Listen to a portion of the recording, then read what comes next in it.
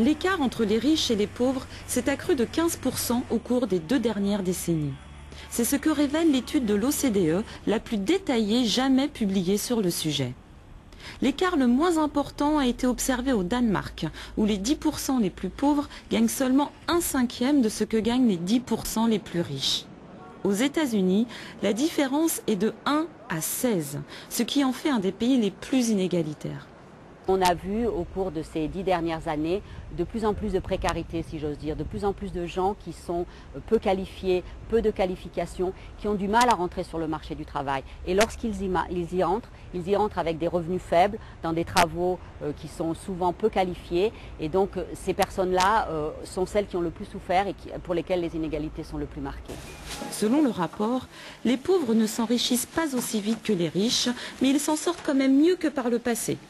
Et penser que les inégalités sont une motivation à travailler plus n'est pas fondé non plus. Cette étude de l'OCDE révèle au contraire que les inégalités n'encouragent pas la croissance. Elles peuvent même lui être néfastes. Prenons la question de la mobilité sociale, par exemple. On pourrait espérer que les enfants de parents pauvres aient autant de chances que les autres de réussir leur vie professionnelle et de recevoir un salaire à la hauteur de leurs compétences et de leur formation. Malheureusement, dans les sociétés très inégalitaires, l'ascenseur social reste bloqué.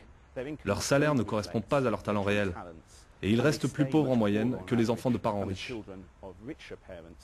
L'OCDE révèle que la part des enfants dans la population pauvre s'accroît. Offrir une bonne éducation pour tous est la première des solutions à mettre en œuvre pour réduire l'écart entre les pauvres et les riches. Christine Ledru, OECD TV, Paris.